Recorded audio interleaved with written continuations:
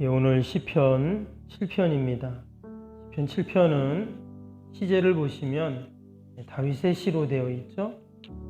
근데 그 내용이 이렇게 되어 있습니다. 다윗의 시가yon 베냐민인 구시의 말에 따라 여호와께 드린 노래, 이렇게 되어 있습니다. 이게 무슨 말인가? 이 시가요이라는 이 뜻을 보면 정확하게 할 수는 없지만, 시가요이라는 번역이 이렇게 되어 있습니다. 감정을 가지고 슬프게 부르는 음악 부호, 이렇게 되어 있습니다. 우리도 이렇게 노래 악보 같은 거 보면 맨 위에 그런 거 있잖아요. 안단테, 포르테 이런 음악 부호들이 있습니다. 빠르게 한다든지 천천히 한다든지 그런 이제 음악 부호라고 알 수가 있는데요. 근데 감정을 가지고 슬프게 불러라, 이렇게 되어 있어요. 그래서 이 시편 7편을 읽거나 노래할 때 슬픈 마음을 갖고 그런 감정으로 부르라는 겁니다. 그래서 이 전반적으로 오늘 이 시편 7편의 내용은 어떤 내용이냐? 뭔가 좀 무거운 내용입니다. 또 침울한 내용이고, 학자들이 과연 이 시편이 어떤 배경하에 지어졌는가 말씀드렸죠. 우리가 그냥 시편을 읽는 것보다 이 시편이 어떤 배경, 또 어떤 상황에서 지어졌는가를 알고 읽으면 더 잘 우리가 이해가 된다고 했는데, 정확히 알 수가 없잖아요. 지금 이렇게 써있지가 않기 때문에. 근데 앞에 나왔던 시편들과 비슷하다, 이렇게 이제 추정을 하는 겁니다. 다윗이 그 아들 압살롬이 반역을 일으켰을 때 도망 다니면서 지었던 시로 그렇게 또 추정을 합니다. 어제 그제도 그런 말씀을 드렸지만, 지금 이 다윗이 그 사무엘하 16장이죠. 16장, 17장, 18장 거기에 이제 그 내용이 나오는데, 압살롬 반역 내용이 나오는데, 다윗이 왕궁에서 빠져나와서 그가 감람산으로 그쪽으로 도망을 가죠. 그래서 이제 요단 계곡을 넘어가게 됩니다. 그리고는 이제 바후림이라는 곳에 그가 이제 가게 되는데, 거기서 어떤 사람을 만납니다. 그게 누구냐면 베냐민 지파 시므이라는 사람을 만납니다. 우리가 베냐민 지파 하면은 생각나는 사람이 있죠. 한 사람 누굽니까? 예, 사울왕이 생각나죠. 사울왕이 베냐민 지파입니다. 그런데 그 베냐민 지파는 어떤 마음을 갖고 있었냐면, 여러분 사울왕이 이제 죽고 나서 사울의 아들들이 왕이 돼야 되는데 엉뚱한 유다 지파의 다윗이 왕이 됐어요. 그럼 베냐민 지파 사람들 입장에서는 어떤 생각을 할까요? 우리 지파에게 주어진 왕권이 다른 지파에게 넘어갔다, 이렇게 생각할 거 아니에요. 예를 들어 가지고 우리도 보면 어떤 당이 대통령이 됐어요. 한 당에서. 근데 정권이 바뀌어서 다른 당에서 또 대통령이 되고, 그럼 어떻습니까? 그러면 당연히 반대편 당에서 좋아할 리가 없잖아요. 당시도 똑같습니다. 그래서 근데 사실 그것이 하나님의 뜻이었어요. 사울이 교만하고 또 하나님 뜻을 온전히 행하지 못하니까 하나님이 그걸 폐위하시고 다윗을 세우신 건데, 베냐민 사람 입장에서는 그렇게 생각을 안 한 거예요. 그래서 그 시므이라는 사람이 뭐라고 하냐면, 사울 족속의 피를 여호와께서 너에게 돌리셨다 하면서, 이제 하나님이 내 아들 압살롬에게 너를 붙였다 이러면서 저주 아닌 저주를 하는 겁니다. 다윗이 그 이야기를 들으면서 그 같이 있었던 신하들이 있어요. 부하들이 다윗 왕에게, 왕이시여 당장 가서 저 시므의 목을 베겠습니다, 이렇게 말을 해요. 그때 다윗이 뭐라고 하냐면 가만둬라, 이렇게 말을 해요. 가만둬라. 내 몸에서 난 아들도 내 생명을 해하려고 하는데, 하물며 그 자신들의 그 지파에서 왕을 잃은 그 마음이 오직하겠냐 하면서 하나님이 그 시므이의 저주를 혹이라도 하나님이 선으로 바꾸시고 축복으로 바꾸실지 누가 하냐, 이런 말을 하면서 가는 거예요. 참 다윗도 대단하죠. 근데 다윗이 왜 그런 말을 했을까? 오늘 이 시편 7편을 우리가 읽어보면서 들으면서 우리가 더 잘 그것을 이해를 할 수가 있습니다. 우리 1절을 한번 보겠습니다. 1절 보면, 여호와 내 하나님이여 내가 주께 피하오니 나를 쫓아오는 모든 자들에게서 나를 구원하여 내소서. 여기 보면 다윗이 지금 내가 주께 피합니다 그랬어요. 우리 앞에서도 주님께 피한다 하는 표현이 있었는데 여기도 보니까 내가 주님께 피합니다. 지금 내가 어려움이 있으니까 어딘가로 피해야 되는데 어디로 피했다고요? 주께 피합니다. 이렇게 말을 하고 있어요. 근데 또 한 가지 표현이 보니까 여호와 내 하나님이여 또 이렇게 하나님을 불렀어요. 앞에서는 여호와여 여호와여 또 이렇게도 기도했지만 여기서는 여호와 내 하나님이여 이렇게 지금 부르고 있어요. 조금 다르죠, 어감이. 그냥 여호와여라고 부른 거하고 여호와 내 하나님이여라고 부른 거하고는 이제 어감이 다릅니다. 그냥 평범한 말 같지만 사실 하나님을 그냥 하나님이라고 부르지 않고 내 하나님, 그냥 신이 아니라 나의 신 이렇게 지금 부르고 있다는 말입니다. 온 우주 만물을 만드시고 또한 전지전능하신 그 하나님을 내 하나님이여 라고 지금 부르고 있는 거예요. 제가 어제 그제 어떤 천문학자가 연세대 천문학자인데 그 교수님은 아주 신앙이 좋으신 분이시더라고요. 미국에서 이제 교수 생활하다 이제 우리나라 오신 분인데 그분이 이렇게 이 우주에 대해서 이렇게 교회에서 설명을 하고 간증하는 그런 영상이 있더라고요. 그래서 이렇게 제가 조금 봤는데 그분은 이제 천문학자, 과학자니까 누구보다 이 세상이 만들어지고 어떻게 지금까지 진행되고 이런 걸 잘 알 거 아니에요. 그분이 참 믿음이 좋으시더라고요. 교회에서 이렇게 강연을 하시는 거예요. 간증하면서 강연을 하시는 내용을 들으면서 야 정말 여러분이 밤에 하늘을 보면 별이 많잖아요. 뭐 어떤 생각이 드세요? 그런 말을 하더라고요. 옛날 사람들이나 지금 사람들이나 밤하늘에 수많은 별들을 보면서 이런 질문을 한답니다. 저게 뭐지? 저게 뭐지라는 질문을 한다는 거예요. 옛날 사람들도 과연 저게 뭐지? 알 수가 없잖아요. 하늘에 별이 수많은 별이 떠 있는데 그걸 알 수가 없으니까. 근데 지금도 사실 뭐 과학이 발달했다고 하고 얘기를 하지만 실제로 인간이 그것을 연구하고 하는 한계는 아주 극히 미약하다는 거예요. 옛날에는 그냥 눈으로 보고 망원경으로도 봤잖아요. 근데 요즘에는 허블 망원경이라고 아시죠? 그 망원경. 근데 이 천체에 대해서 인간이 이제 알기 시작한 게 100년도 안 된답니다.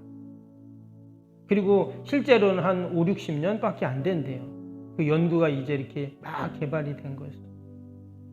근데 그 허블 망원경을 이 지구에서 보는 게 아니라 저는 지구에서 보는 줄 알았더니 그 망원경을 우주에 띄워놨더라고요.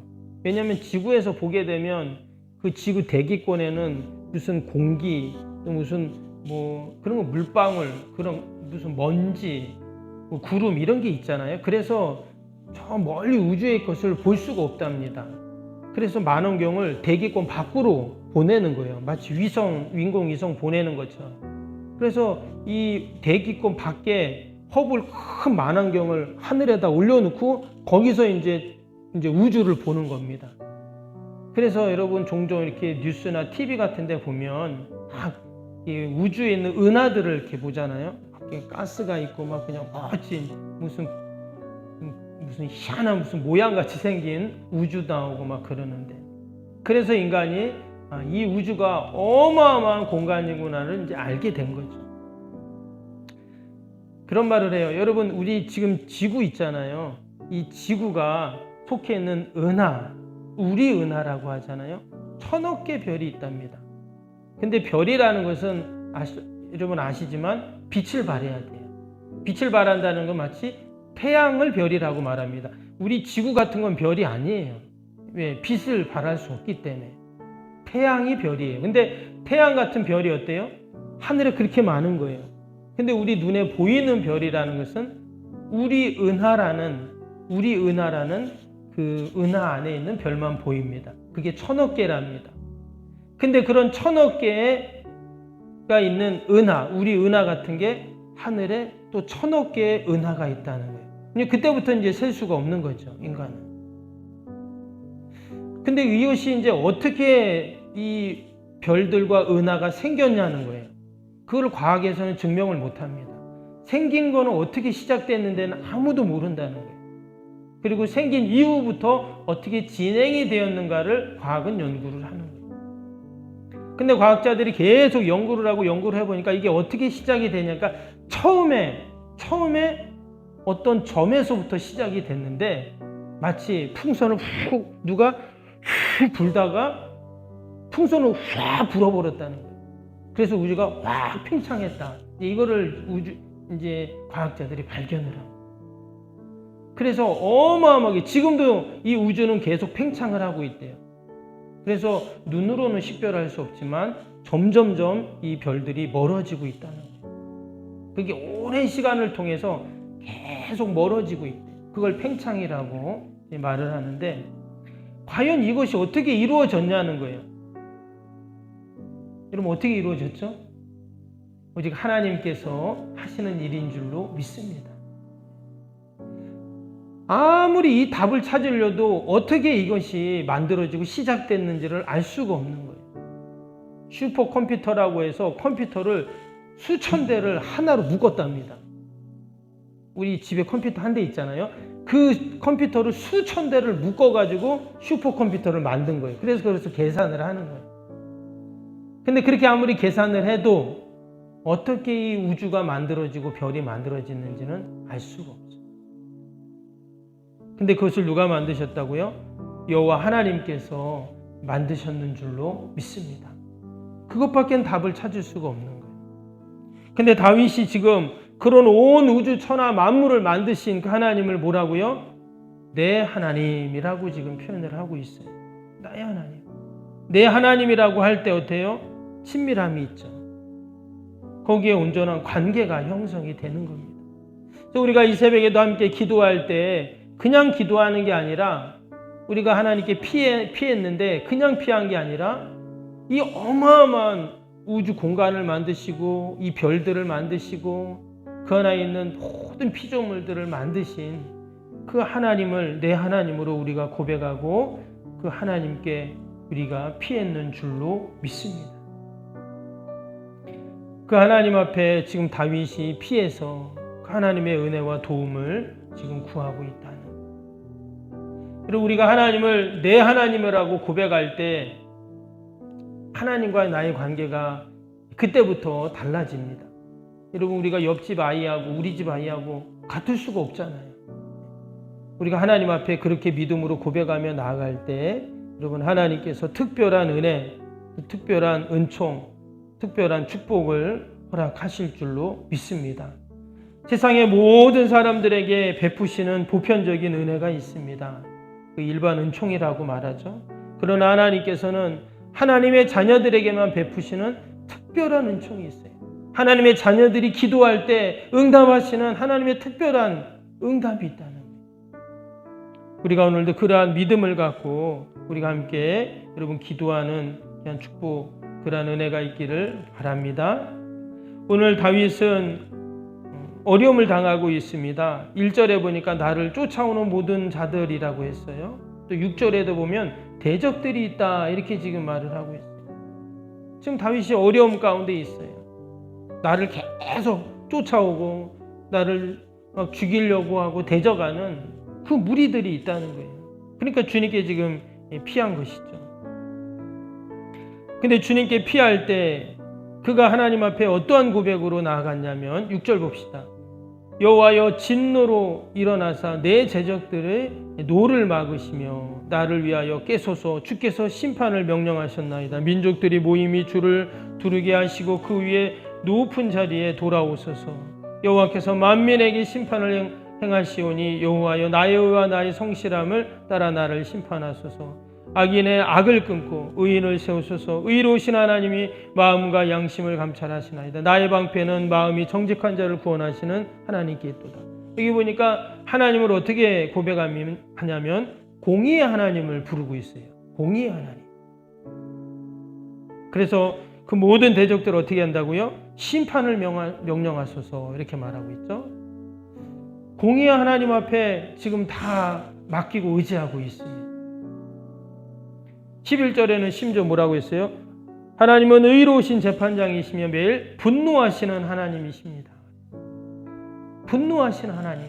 그 하나님 앞에 모든 것을 맡기고 하나님께서 바르게 판단하고 심판해 달라고 지금 기도하고 있어요.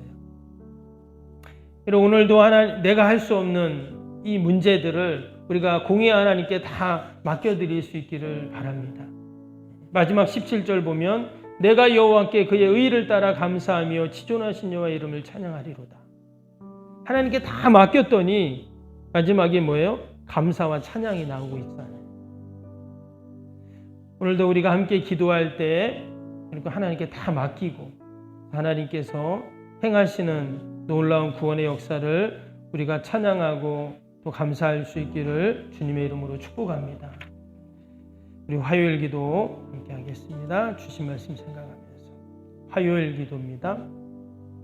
시공과 관련한 모든 인허가 절차가 순조롭게 진행되게 하옵소서.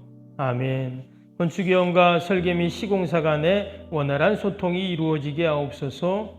아멘. 공사기간 동안 날씨와 모든 환경을 주장하셔서 공정에 차질이 없게 하옵소서. 아멘. 지역 주민들에게 불편함을 끼치지 않는 안전한 공법으로 건축되게 하옵소서. 아멘. 착공부터 완공에 이르기까지 지역사회와 긴밀한 우호관계를 유지하게 하옵소서. 아멘. 건축사와 건설사, 시공사를 붙드시고 초심을 잃지 않고 잘 감당하게 하옵소서. 아멘. 공사기간 동안 안전사고나 불미스러운 일이 한 건도 발생하지 않게 하옵소서. 아멘. 성실하고 책임감 있는 감리로 건축의 시작과 끝이 완벽하게 진행되게 하옵소서. 아멘. 자재 품질 및 검수가 철저히 이루어지고 공사 일정이 지체되지 않게 하옵소서. 아멘. 최적의 공사기간과 공사비 절감을 위해 세밀한 업무가 이루어지게 하옵소서. 아멘. 꼼꼼한 업무로 불필요한 비용 발생을 원천적으로 차단하게 하옵소서. 아멘. 건축에 필요한 모든 재정이 시기적절하게 잘 채워지게 하옵소서. 아멘. 입당에 이르기까지 모든 건축 과정에 재정의 집행이 어려움 없게 하옵소서. 아멘.